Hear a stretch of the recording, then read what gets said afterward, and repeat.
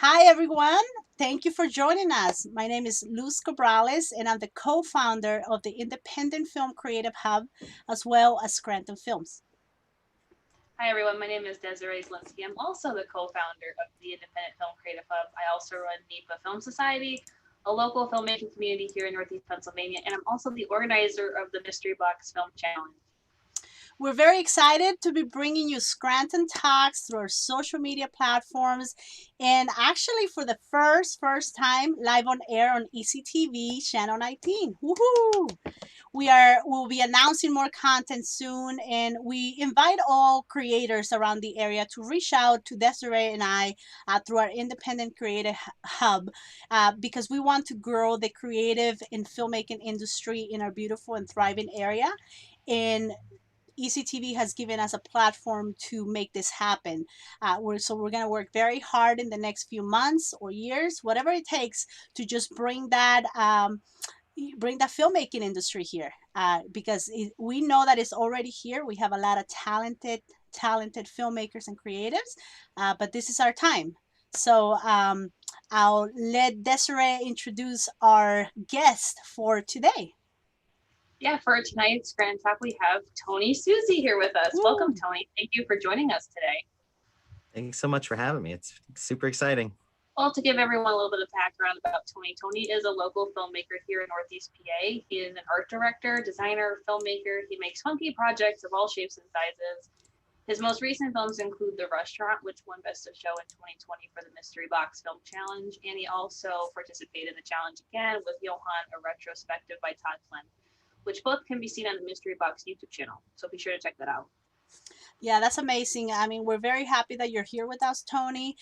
Tony and I have been longtime friends for a while, and I have seen him grow throughout these years with his design work, filmmaking, and we're just so happy that he can help us kick off this episode.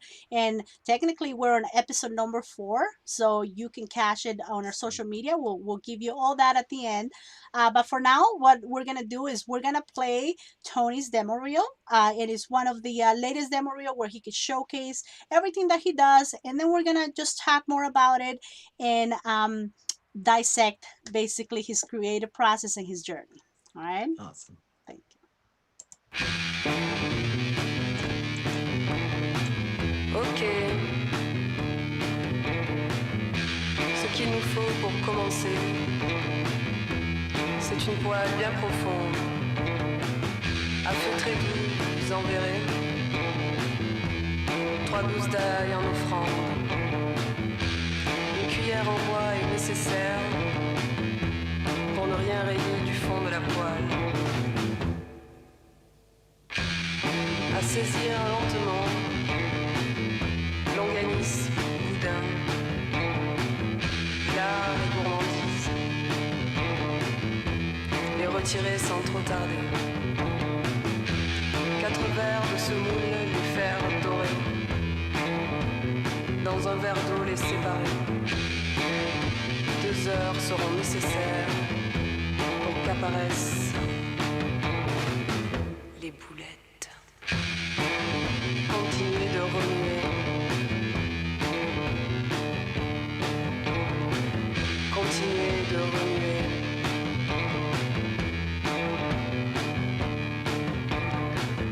Continuez de remuer.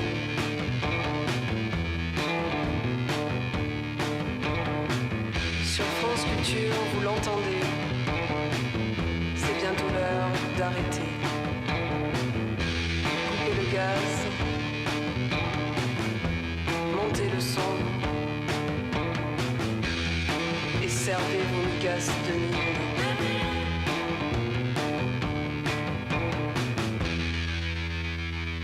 Avec amour, dégustez-les.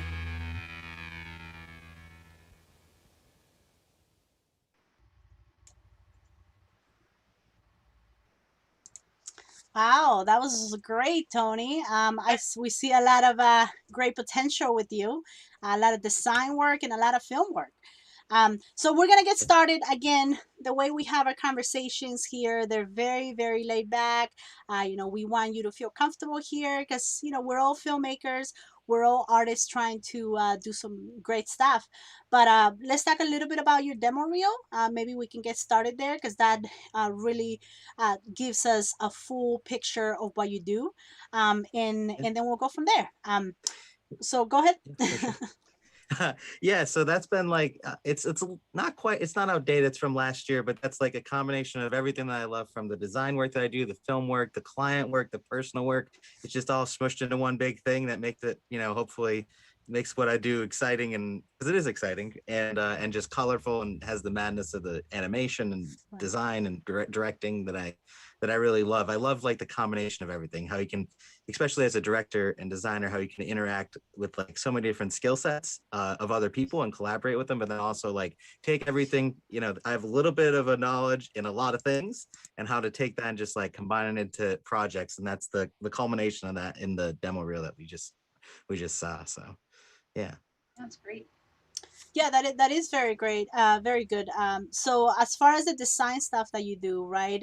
We're gonna get a little bit into the design first, and Desiree is actually a designer herself, so I'm very excited that she can talk a little bit more about that, and then just that process, how you got started with the design part in your, your evolution when it comes to being an artist. Yeah, I feel like Tony Okay. and I are kind of like the same. Well, we're both graphic designers, and your work is very Yeah. impressive. I'm just curious, were you like a designer first? Because for me, I went to school for graphic design, then found my interest in film, but always had an interest in film. Or is it like, were you a designer first, then got into filmmaking, or was it the other way around? Yeah, it was kind of the other way around. It's like weird because it's like steps and like eras of like doing stuff. I've always loved film, and since like literally the age of 5, I've always loved like Star Wars and then Lord of the Rings. And as early as I can remember, I've been watching like special features. So like that kind of, I loved it growing up. Made all these like silly short films with like my cat and my friends and my cousins, pulling them in and being like, do this short film with the cat, or do this thing with action figures. So like for like the years of like 5 to 15, I was making all these silly little short films. And then I kind of, as like college started to approach, I was like, well, I don't know if I want to go to film school necessarily, because I feel like I need more of a grounding in like the visual aspect of it. And actually, Luz has been a great influence on me, because at those last couple of years of high school, Luz kind of helped me like hone my art and design skills, so that I was able to apply to design school once I graduated. Well, before I graduated, and get into Kutztown University, which is in the Lehigh Valley. So I went to school there for 4 years for graphic design and advertising, and that helped complement the like interest I had in film. And then it kind of just fused a little bit. Graduated in 2015 and started working as an art director in the day job, and then also making short films on the side, and then also applying that to some of the video work, at a lot of the video work that we did at the agency I was at. So it's kind of always been this combination of things. I was Yeah. at that agency for a couple of years, and then went freelance, and also freelance in terms of working on local film sets and local commercial shoots and short films. So like that progression just kept going. And I've never lost that love of Star Wars and Lord of the Rings, even to this day. It just has expanded into hopefully a little bit more of a broader palette of like, maybe Michel Gondry films and Wes Anderson and a lot of other things. It's not just like just that anymore, but that kind of put me on the trajectory to like just making things. And then like I kind of don't distinguish sometimes whether it's a piece of design or a piece of motion or film animation. It all feels very much the same to me. So it's like using the design eye and composition and layout to apply to when you're shooting something and writing something. Like my mind works in like this amalgam and sometimes chaotic madness in the process of doing things. So it's kind of how that went about. The short of it for 15, 20 years of making stuff. No, Yeah, it seems like a lot of things that go hand in hand. I do see like graphic design and film go hand in hand, even if it's like there are graphic designers who work in the film industry as a crew basis, but like everything complements each other. I do see that. yeah, I mean, that's really the great thing about filmmaking, right? That at least what I love about it is that we can incorporate so much of everything in, in this world. Any profession can really be part of Mm, the filmmaking process. And I think a lot of people don't know that design makes, is a big part in filmmaking. Everything we mm, see, everything we, as we drive and see billboards, in the mm, magazines, we're seeing creative work everywhere, you know. And, Yeah. you know, sometimes, you know, it's made to be in your face, you know, but it is Yeah. still design. And I think that that creativity that you're taking is really a great thing, because now you know how you have to have certain things, how they have to look, and what people should feel when they actually see them, Mm. right? Yeah, it's a great melting pot of everything. So like with design, you get like this idea of composition and color and aesthetics. And then with film, it's like then there's story structure and plot and character. And it's like just smashing it all together and making this thing. I mean, it's super exciting because I feel like I said, film and like any type of motion work is like the culmination of all the creative fields thrown in, like writing and, you know, painting and shooting film, and then like, you know, using type in the titles. Like you can literally do anything that is artistically related and throw it into a film in some fashion. So like that kind of aspect has always really excited me. It makes me think like film and like motion is basically like the pinnacle, the culmination of like all these artistic mediums, and it's exciting. You know, it's exciting to always dip your toe into it. Right, right, right. Well, okay. So now let's backtrack, right? And we're gonna talk a little bit about that journey. You pretty much Mm. summed it all up. You know, you said, you know, I have the design process, I have the filmmaking, I had it when I was, you know, a child. I wanted to do all this stuff. Mm. So let's bring Tony Susi back to when he started college, right? You said you went Mm. to Kutztown University, correct? Yep. Yep. Tell us a little bit about that. I mean, maybe someone out there is watching and saying, you know what, I want to do this. I want to be involved in filmmaking.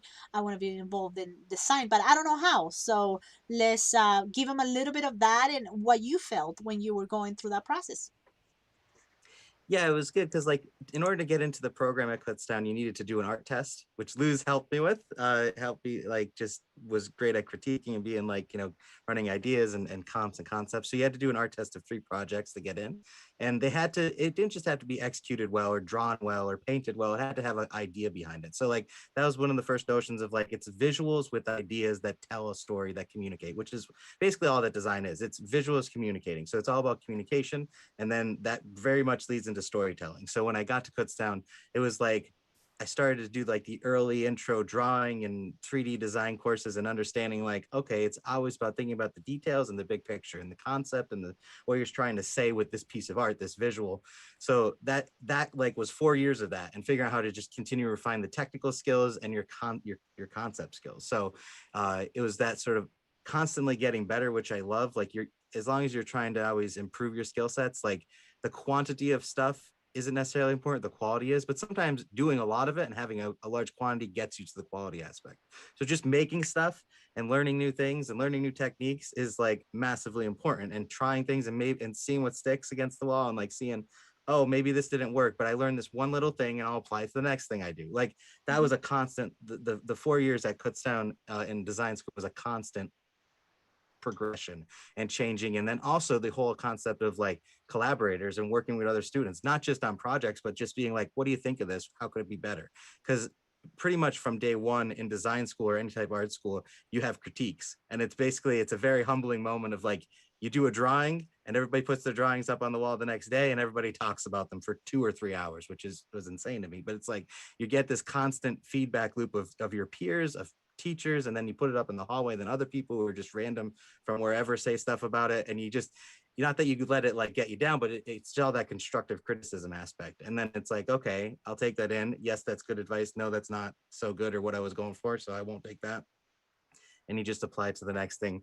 And it was a good like foundation for going into design as a career, and then like also filmmaking, because it's so collaborative. So like working on the mystery box films, which have been like the 2 main film projects I've done the last 2 years, which is awesome because it makes you like sometimes I'm bad with deadlines for myself because with my day job I do have deadlines like multiple times a day. But if I with like my own personal projects, having the mystery box was like, we need to get it done by now, and we got the assignment now. So like I was able to take general ideas I had for short films and be like, no, this might work for the mystery box. Okay, let's wrap all the mystery box elements into it and then do this thing. And that's what we did last year with the restaurant. And the whole idea of like gathering collaborators, actors, Luz helped and did the sound last year. So like there's this whole thing of like wrangling the talent and the resources and then like making something and having it done by a date because you need to get it done, put it out there, submit it, and then move on to the next one. Like you have to just constantly be making the stuff, and that constant process makes you it makes you basically a professional but like a working artist, so that you have that process and it's not like, oh, I have an idea block or I have like brain block or writer's block or I can't do. It's like, no, you gotta like just do it, like, and do something, and it might not be bad, might not be good, come back the next day, figure out why it's not good, and then make it better. Like, it's just that constant thing. Same thing with film, and like editing is that loop for me too, of like you edit something, I always have a crazy long cut. Like the short film for the mystery box had to be 10 minutes. The first cuts were like 17 minutes, 20 minutes. Then it was down to 15. Then it was down to 13. Then it finally got down to 10. I was aiming for 9, but like So it's always right. the cutting back, So for people that don't know what the mystery box is, right? Let's go. Let's talk a little bit more about that, which you already sort of like started introducing. Yeah. That's right. Tell us more about the mystery box, because that's a big event that happens here every year, and we want to keep it that way.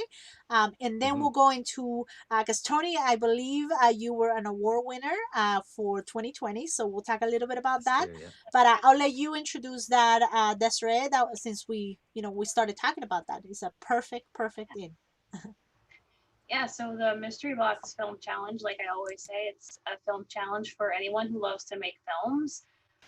We're in partnership with the Northeast Pennsylvania Film Festival. That's been about 7 years running, the challenge. And what the Mystery Box Film Challenge is, filmmakers have about 2 months to make a short film that's about 10 minutes long. And they receive items and prompts that they have to use in their film. Like they get a character name, a line of dialogue, a specific shot type, a prompt that they have to use. So it's kind of like everyone gets the same thing, but it's kind of interesting to see at the end of it, which at the end, if anyone submits a film to the challenge, they premiere at the Northeast Pennsylvania Film Festival whenever that happens. So it's just really interesting because everyone gets all the same items that they have to use, kind of like Chopped on Food Network. It's kind of like that, but it's for filmmakers. And everyone gets the same kind of thing, but they all have completely different films. Like they take it in completely different directions, which is pretty amazing. And we do give out an award for Best of Show. Tony did get Best of Show in 2020 for the restaurant film. But it's a really great film challenge, and it's for anyone who loves to make films. It's just a great catalyst if someone wants to even get started in filmmaking, or if you're a professional and you want to do something fun and creative, it's a great challenge to get involved. And we're on Film Freeway now. All the dates are there, and we're going to kick off the challenge this year for 2022 on September 1st. Yes, we're actually getting ready for that. We're gonna do a nice little promo for you guys, so you can see, what this year's box has. But we'll backtrack to the film that you did for the mystery box, and we'll focus on that a little bit, just to see. I know you already talked about it, but for that particular one, how do you go from the design aspect in to start a film, right? Now, I know that the mystery box was a challenge, right? So tell us more about the process there that you had to do, right, from the beginning of you starting to write something. Like what was the biggest challenge, I guess? Right. The mystery box last year was great because, like, again, it's perfect because, like Desiree said, it's a catalyst to get you to make something. So like you're like, oh, I'm busy and I have all these excuses, but then it's like, no, there's a deadline. Here's the things, just do it. And the personalities of the filmmakers get into it too, in terms of, it's also great because it's like all different ranges, somebody who's making their first film or their 50th film, like there's a range of people, but the person who made the first film, that film might have more heart. So I hadn't made a film in like 2 years. And then last year that came along. I was like, I'm doing the mystery box, and Luz is like, okay, but you got to finish it. So I was like, okay, fine. So we got all the ingredients, and I'm always like collecting ideas and writing down notes, and my notebooks are all crazy because there's like film idea from like 10 years ago, and it's like, oh, that might be interesting. But I went to a local Chinese restaurant near me, like probably a year before the mystery box. I was like, it might be cool to shoot something here at some point. And then like the mystery box came up, and I'm like, aha, this is the opportunity. So that previously I wrote all these like ideas for things, scrapped them. I'm like, okay, this is what the story is going to be. And it was basically like this kind of like cyberpunk noir thriller thing where somebody comes in and they have to do a pickup of this technological deal. So like I don't want to give too much away, but it's like it's kind of very noir-y. So it's like, all right, let's go in that direction. Let's kind of really delve into like, you know, sci-fi subtle things. Okay, we got a tone. Okay, now I got to write the thing. And it's like you got to write it fast and you got to make it get it out there. And it's like, okay, that's okay, but then rewrite it. So like rewriting it and getting into that, and it's like, okay, now we got to start pre-production because we only have 2 months. So then it's like gathering actors, and one of our actors actually dropped out like days before, so we had to get another actor, Mike Petit. He came in and like the day before swoop in is like there's 2 people in the movie. He was half of the movie essentially, the second lead, I guess, because Penelope was our first lead. But so it was like, oh, it's like this constant changing. Like my whole thing is because I don't have a producer's mindset naturally, so like wrangling the assets of all the people, the skills, the equipment, the lighting, make sure the location is good. We only had the location for the restaurant that we were shooting in from like 5 p.m. to 9 p.m. and I wish I said 10 p.m. because it would have been better, but that's fine. Like they were closed that day and they were more than willing and generous to be like, yeah, we'll give you these 5 hours for free. Like they were just incredibly nice at that Chinese restaurant in Jessup. So like wrangling all the assets, get everybody together, getting kind of like some rehearsal in, and then just going for it. We literally had 4 hours to shoot most of it, and then we shot the rest like in a half a day after. So it was kind of a flurry of everything, and then like the cutting and getting it together, and like I said, getting it down to it's like this needs to be under 10 minutes. I had it like a 15-minute cut, a 13-minute cut, a 10-minute cut, and then I think it ended up being like 7 minutes. And Luz helped kind of say like before she was involved with the mystery box last, she's like, you want to cut here or there, you know, and bring it down. So like that collaboration is always super exciting, and it's always a collaboration through every step of the process. It's a collaboration with the actors when you're on set and going through lines and try the line this way or that way. It's a collaboration.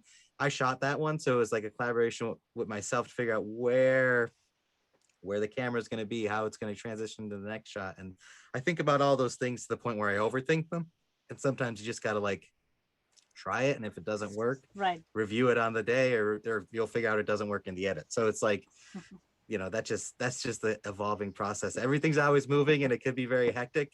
And I have this term that Luz laughs at me about, but you do fly by the seat of your pants a little bit, as much as you plan. But if you plan more, then you're able to find like fun little things to change and evolve on. So yeah, you're making the thing, great. which is exciting. Yeah, I'm very familiar with Tony's The Restaurant film, and I think if anyone was watching here, it's like, okay, it's kind of like, how did you find your casting crew? I know there's a lot of people here who make films, and they're like, how am I going to find an actor? How am I going to find crew? Like, what were your tools that you used to find your casting crew? Was it like, I just know people? Or did you like maybe go to like maybe the Philly Film Office and look for people? Because that's sometimes the hardest part, you know, trying to find the right people. So and your crew, finding crew members as well. That crew was so small, it was like 2 people.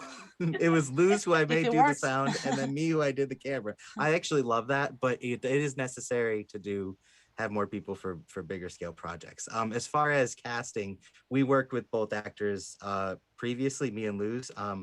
So like I kind of knew, I was like, this part is sort of your personality. I went to both actors and was like, you know, would you want to do it? And I tried to make it like with parts that I know for local actors or people I know, it's like I try and write the part a little bit to what their personality is already. That way they don't have to do much acting and there's less workshopping on the day. So that's kind of how that happened. I've never done like a full scale like rehearsal process, but casting process where it's like, okay, we have these 10 people, they're going to come in and read. I'm going to read with them. We'll evaluate. We'll talk about the part. Like I've never done a full casting process like that because everybody has been kind of a, oh, you're a great person, let's work together type of aspect. So it's like, you know, oh, I'm writing this next project. I think you'd be great for it. And that's how everything's evolved. But I would eventually love to do a full casting process and reach out, you know, whether it's in our area or the Philly Film Office of like, is there any actors, or even on like backstage? I haven't done that yet. I've worked with a friend my friend Spencer, who made a short film in the Philly area, and he did that process. And I went and actually saw people come in and read with them for their casting. And it was a really fun process, just that I've never done it. So like maybe on the next one, hopefully on the next one, we'll be doing that. So Yeah, I think it was that Bridget and I actually did the film challenge in 2017 for our film, and it was a wonderful film community we have in Northeast PA. You know everyone, and everyone was doing the challenge, and everyone was filming the same month.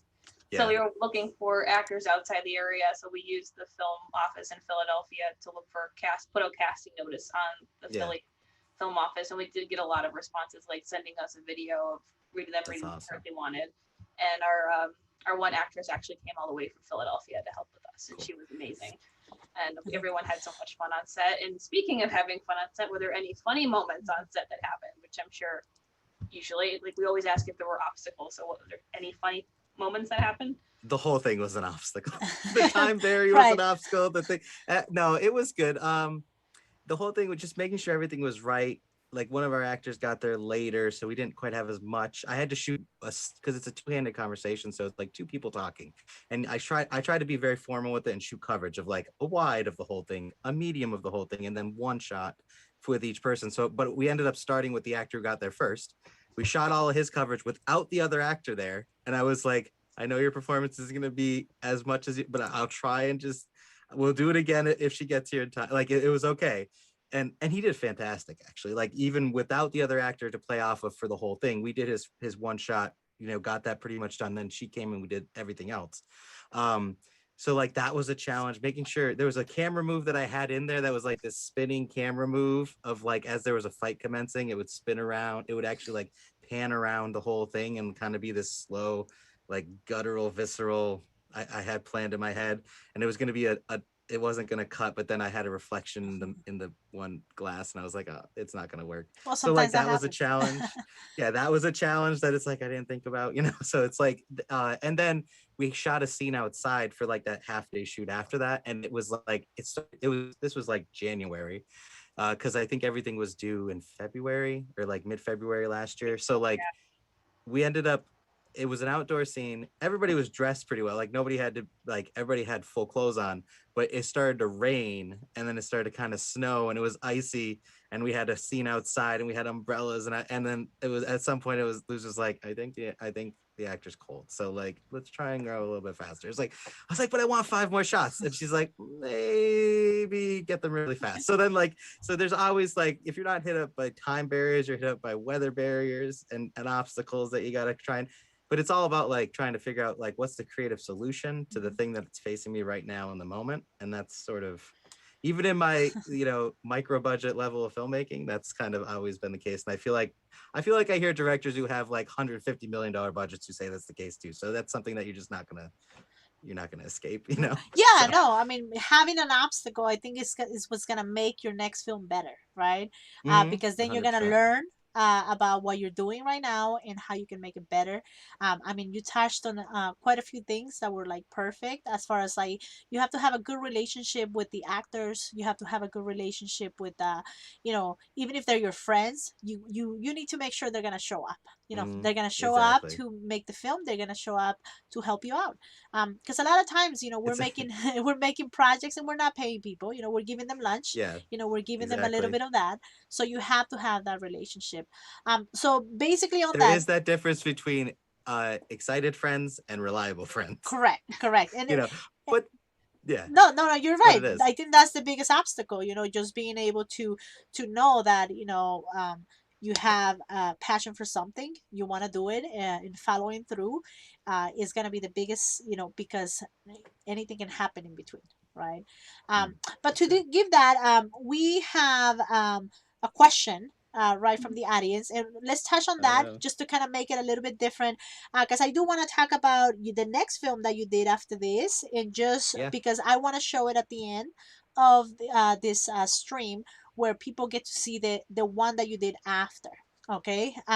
So Kyle Santos actually just said he will shoot for coffee and a bagel. So pretty much, as people are willing and they're ready to go. It happens. Exactly. Feeding people is very important. If you take anything away, feeding people is very important. Exactly. Yes. So we have a question that says, Tony, who are your 3 directors who have influenced you the most? It changes throughout the years, but like right now, it's like, well, it used to be like George Lucas and Peter Jackson, and they're still very much the top. But right now, it's Taika Waititi. of, you know, Thor Ragnarok and What We Do in the Shadows and Boy and Hunt for the Wilder People. He's like my favorite director right now, just because he has this like weird bonkers, you know, personality that is and flavor that's infused in his work. I love Michel Gondry work. Eternal Sunshine of the Spotless Mind is amazing and one of my favorite films of all time. And then Christopher Nolan. So like, yes, I'm kind of basic in that sense of Christopher Nolan, the director's director, basically. Oh, everybody likes Christopher Nolan.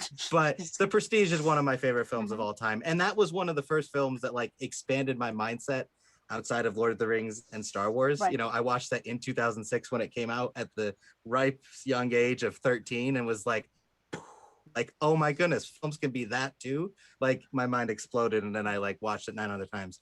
I'm gonna be like a cheat and say I also love the Coen brothers too, but like they're not top 3. But I love them. Like No Country for Old Men is also, that was another one I was like, I didn't know a movie could be like that. And then I immediately rewatched it like right after I watched it the first time. So like, yeah, those are the top 3.5, 4, you know. So Very good. those are the main. Yeah. So we're getting close to the end here, but I wanna, you know, before we leave, let's talk a little bit about, okay, so now you have made the mystery box that you did first, which was the restaurant, Mhm. which we're not gonna show the full movie today, but it is on your website, which is tonysusi.com, correct? And we're gonna show Yes. that screen at the end as well. Now you're in, okay, so you did that, and now 2020 really, you know, like the new mystery box that was really Yes. 2021, because we had like a little bit of a, you know, mishap Yeah. in there with the pandemic, but you did another film, and you did it through a pandemic as well. So let's talk Yes. briefly about that, because we don't have a lot of time, but just to Okay. be able to show the film at the end. Yeah. What was the main difference between the two of them, creatively? You know, like what you saw and how you saw your, you know, how you got better, basically. Yeah, I did see how I got better. Not that I'm fantastic, but for the second one, the whole thing was this like expansion on collaboration, because I met previously, like kind of in between the restaurant and the mystery box. I met a great local filmmaker named Zach Wilcox, shout out, which eventually he'll be on here. He's a cinematographer, gaffer. He's written and directed real films that had real budgets, and he was a gaffer on a local commercial that we worked on, and we worked on a couple of them together. And at some point before the mystery box for this year came about, he's like, you know, what are you doing the mystery box? If yes, I want to shoot it. Like that was just how it came about. And that was in like December or January, and we talked about it, and we were like stayed separate for forever, and like just talked about it via Zoom. And then it's like, all right, we got to meet. So we eventually came into each other's pods as we prepped the film, and then shot it in February really. And it was fantastic to work with the cinematographer and really a full-on collaborator, because I did the script, I showed it to him, he's like, great. And then we shot it, and then there was editing and color that we went back and forth with. It was a true collaborative process, and we've been making stuff since January. Like we shot a short documentary on a local actor who we're editing right now. We shot a short film in like 4 hours a month ago that we put together and just shot it, you know, put it. So we're constantly making stuff, and that it's like ignited a level of collaboration with a fellow like filmmaker who has more experience than me, but is still willing to collaborate on my same level. And like, I feel like we both make each other better because we have different skill sets, and we're thinking about different things. So that was the thing that came with this. Additionally, we worked with an actor named Nathan Zonlo, who's also a local actor, and there was all this improvisation that came along with it. So I wrote a very tight script, not super tight because it was 13 pages and need to be 10 minutes, but there was a ton of improvisation that happened with him because we wanted the character to be very flowing. It was a mockumentary style piece. So we're like, we'll just do these interviews and we'll just run them long and just add what you want. And all that stuff, a lot of that stuff got in. The best bits of the film ended up being improvised parts. So that was the thing, like, okay, more collaboration with the actors and like figuring out how they want to own the role, what the character is going to be, and like that really deep workshopping while you're shooting it. So that was the main thing. And then just putting it together. And then the new experience was last year, the viewing was all on Facebook Live because of the pandemic. This year, it was actually in front of a live audience, and it was up on a big screen. So it's like, you know, stars in our eyes as it was up there, and that was super exciting. So yeah, we were very again, it's a excited. fantastic thing. We were very excited because we got a whole bunch of films, and I mean, this is the first time that I also collaborate with Desiree to try to bring the mystery box. And I think just to see the filmmakers and their hard work, just putting it all Yeah, out there on the screen, I think it made a difference. And it's good that you mentioned that, because there that is was a difference fantastic. between Facebook Live and having it on a big screen. But I Hmm. think the work is the same. You have to put in the work, Yep, whether you have it on a small screen or a big screen. Um, for sure. but if Desiree doesn't have any more questions, then we usually do something at the end, before we ask the main question at the end before we end the stream. But I'll leave it Drum up to roll. Desiree if she's wondering anything Well, about Tony Susi. You know. well, with the mystery box, I mean, it was such a great turnout in April. We did both. It was live in person at the festival in April of this year, and we did it Mm. live stream because of the pandemic. And I'm just curious if like people's like, how did you work with making a film in the pandemic? I'm sure because Luce and I did a film as well with the mystery box, and it was just thinking a whole nother way of thinking of like, how do we keep people safe, and what was your thinking Yes. about like, how am I going to make this during a pandemic? Yeah, we definitely wrote for the sense of like there's maybe one shot in the whole film that there's two people, well there's like two or three people, and we made sure everybody was very much like, even though like not everybody was vaccinated, some people were, we made sure they were vaccinated, everybody wore masks, everybody was distanced even if we were inside, we kept the sets closed, you know, there was a ton that we thought into, and we were constantly thinking of like just keeping everybody safe and okay as we were going along the process. You know, just especially because like, you know, we had actors of all different ages with it too, so like we really tried to just as much as possible, like again, me and Zach came into each other's pods. We were all very much like trying to uh, be aware of where our interactions would be out in the world. And then like afterwards, everybody basically isolated for the 2 weeks after shooting, just in case, you know, there was no instances of any type of COVID. We took temperatures on set. Like we tried to follow as much protocol as possible that was available at the time from bigger sets, but just in our microcosm of a micro budget film. So like Mhm. we were very aware of what was going on and just tried to build the story a little bit around that because it was incorporated into the story a bit, and then also just build our approach to shooting everything around that so that there isn't, Right. you know, 10 people in a shot, And you know, because that's just unnecessary. how did that change your creative approach? I mean, I'm sure you had a plan, and maybe you had to like fix it up here and there, because not just the pandemic, just because you were making a film, Yeah, that's right there is, hard enough. yeah, it just made you like constantly even more hyper aware that it's like just be flexible.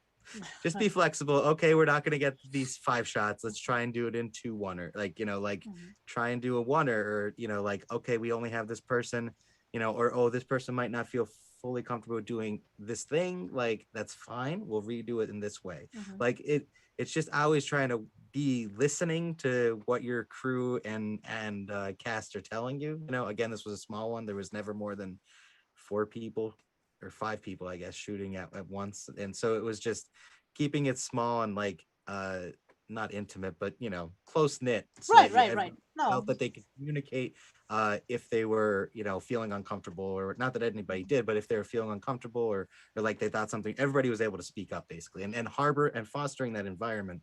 So it wasn't like a, you know, people didn't feel like they were being forced to do something they didn't want to do, you Right, know, right. Well, which is important. So that's very important, definitely. So, okay, so we are running a little bit out of time. We don't want to make this too long so people can actually yeah. watch it. We want to make sure to ask you one last question though, okay? Because Okay. again, how I mentioned before, there might be people here that are seasoned filmmakers watching, and there might be people that are that are trying to be filmmakers. Maybe they don't know how to get started, right? You talked about Mhm. your journey. Everybody's journey is completely different, but at one point, I think we all kind of have something in common, which is our Mhm. creativity and our, drive to make something, right? And Yeah. so, what advice would you give to an up and coming filmmaker or filmmakers? Maybe there's a few. I mean, it's so cliche, but it's just like go make something, you know, Mhm. kind of go make something and be flexible while you're making it. You either go make something like right now, you know, do it, shoot it in a day by yourself with friends, whatever, shoot it in a day, edit it in a day, get it done. If you feel like, you know, you don't have self motivation to do that, then sign up for the mystery box for next year and do it, because that's going to give you a deadline, and you're going to be, you know, have more responsibility. So I hate to be the plug for the mystery box, but it's really been super great for the last 2 years. So, Oh, we love that. but yeah, it's kind of just make it like Right. you have these ideas in your head to a degree, actually to a huge degree. It doesn't matter if they're good when you finish them. You finish them, you learn something. The next one will be better. Correct. You know, like it doesn't matter if it's good. It's cool. There's a lot of crazy dumb things out in the world. Make your crazy dumb thing. Like that's sort of the That's good. woohoo woo woo piece of creative inspiration advice, I'd say. The some of the stupid, like we like Johan, the thing we did last year, it's so stupid, it's silly, it's dumb, but like I like making it. I think it's fun to watch. Sometimes that's That's enough. I think more than me, but sometimes that's enough too. So Well, yeah, that's gonna kind make of you the better for thing. the next one, and it's just gonna continue. And it doesn't mean that the first one was bad. It just means that you learn something that you can bring to the table. But all right, well, Desiree will do a wrap up, and then we'll actually hold on. Before I do that, thank you, Tony. Thank you for being here. Thank you. I mean, we're very excited great. to be sharing these stories with everyone. And again, Tony. TonySusi.com, where you can watch his demo reel again, and you can see some of the stuff he does around the area. Maybe hire him as well to do some like cool movies. You never know who you're gonna meet. But Desiree will wrap up our episode for today, and then at the end I'll put in the movie. So if anyone wants to stick around, how long is the movie, Tony? Which one are you showing? Johan's. 10 minutes exactly. 10 minutes exactly. All right, perfect. That should give us the hour for this episode. So, all right. Thank you, Tony. I Thank you just so want to much. say too, thanks so much for doing this. Like the whole collaboration that's going on in the area with like all the filmmakers doing stuff, supporting each other, making projects. It's really exciting, and I love that you guys are encouraging that and fostering it. So, You all got sorry. it. That's our On to the goal. No, final that's thing. our goal. That's Wrap it up. definitely. All right. Go ahead, Desiree.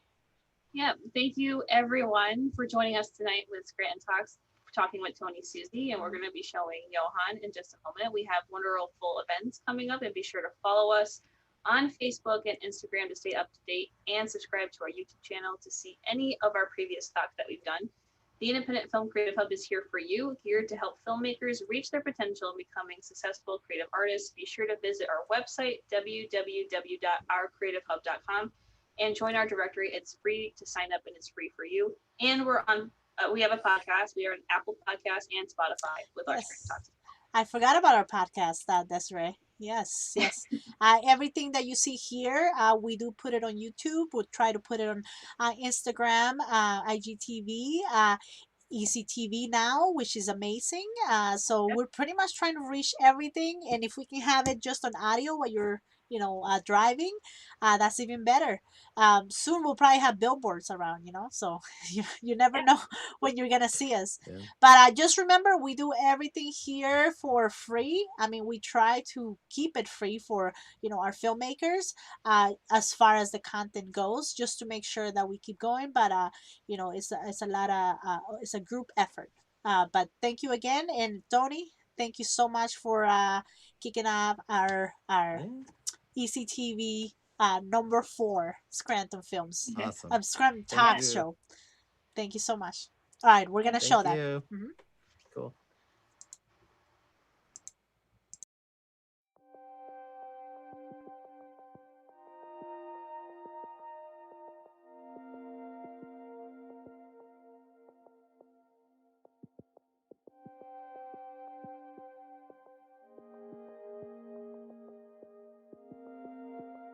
Beginning in February of 2020, a group of documentary filmmakers began to follow outsider artist Johan Alberto Giorgetti Divisi for 6 months while he created 3 key pieces of art to debut to the world in his self-proclaimed comeback show. It's been 5 years since Johan was the darling, the rising star of the fine art world. It's been at least 4 years since he's had any kind of show anywhere in the world. So since this was his self-proclaimed comeback show, we definitely had to film it. We had to, show his process, show his mentality, show his thinking, and we had to just film that process, you know. Mr. Bailey, why you not build interior wall like I asked? Instead hang my painting on exterior wall. It is the only space available. Only space available. Well, if we just build interior wall, like I say, We can't afford an interior wall. we can afford an interior wall. What kind of 2-bit, 3-bit museum cannot afford to build interior wall? No, we can't afford to show your paintings and build an interior wall. Lie.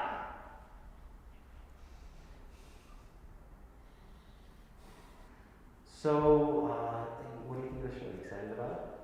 Oh, we're extremely excited. No, we're ecstatic to have had Johan choose our place for his comeback. He is a true genius. You're gonna label him as a genius. Wow, that's There's no question. Anyone in this field knows that that's exactly the word that should apply to him. There are not enough superlatives to describe his work. starting this documentary about Johan. It would, I figured it'd get weird, but I not in my wildest dreams did I think it'd get as weird as it got. Hopefully something good comes of it. I don't know. It could turn out terrible. So, Johan, tell us a little bit about your beginnings. How did you start? How did I start? Well, how does anyone start? You first your baby, you grow up a little bit, you start drawing on walls and house. Mother and father never liked that. Draw.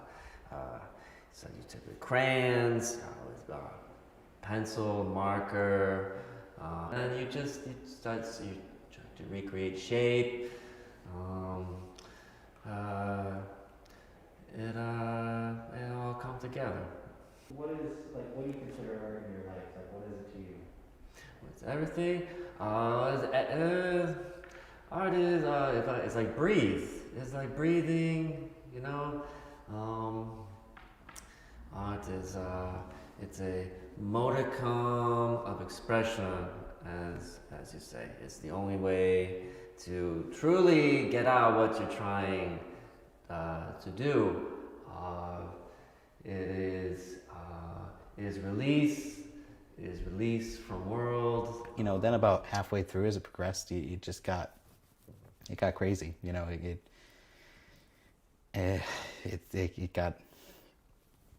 got really intense at times.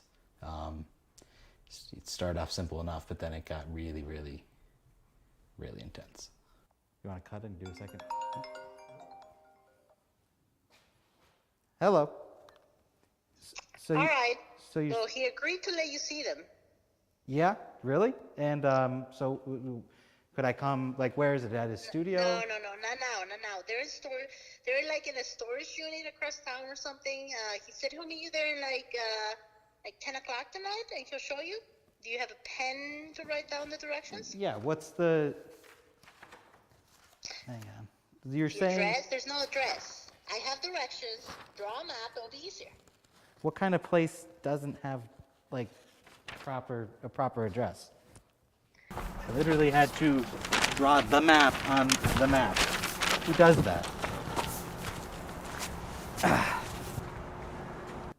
Excuse me, are you trying to tell me what to do? Thank God I have no idea what I'm doing. Hello. Excited. I'm excited too.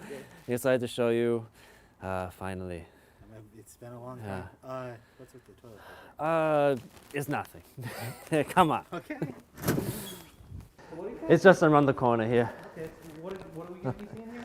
Hey, it's the grand finale. It's gonna be special. Well, your sister says she likes it. Yeah, we work on it many years. It's the magnum opus, they say. Hopefully community liked. I don't know. No. Glad you're I'm just glad we can see it. I gotta say, well, Documentary going, we don't show any burn. yes, yeah, I mean, you can see it.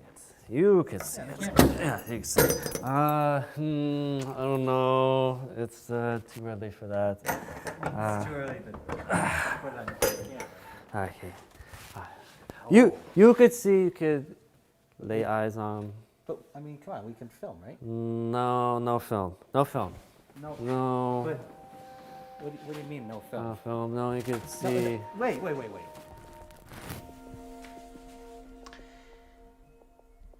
It was utterly ridiculous. We got right up to the door, and he wouldn't let us film. But I tell you, it was some of the best pieces of art I've ever seen in that tiny little storage unit. It was certainly his best work. There wasn't anything that he did that was better. Yeah, but he just wouldn't let us film it yet. Such it is with artists. He wouldn't let us film it yet. And if that wasn't weird enough, you know, immediately after that, it got even weirder. Yeah. Oh yeah, the walks. Yeah, the walks were a big part of his process.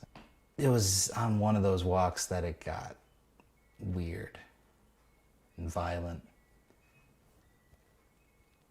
And quite frankly, it was a bit terrifying on one of those walks.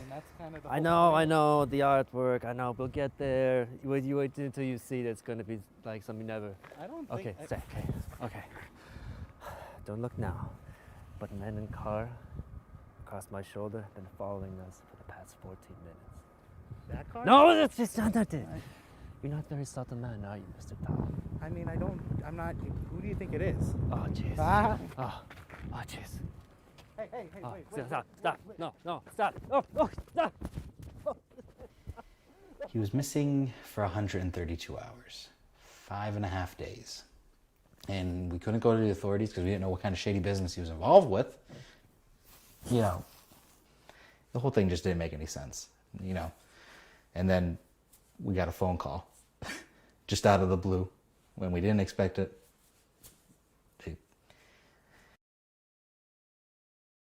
Johan began to realize that his show of shows might be delayed.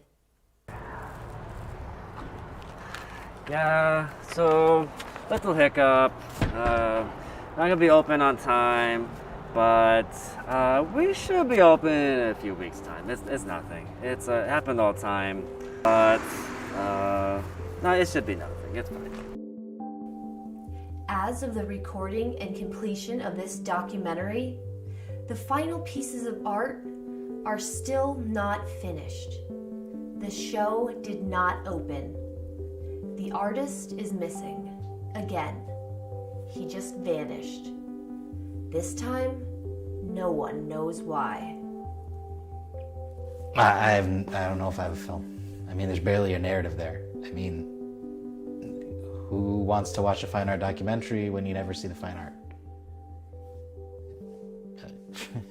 I don't think I would, but who knows? You know, it could work out.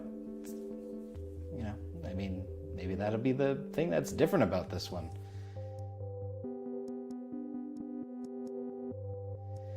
Nope, så benefits then.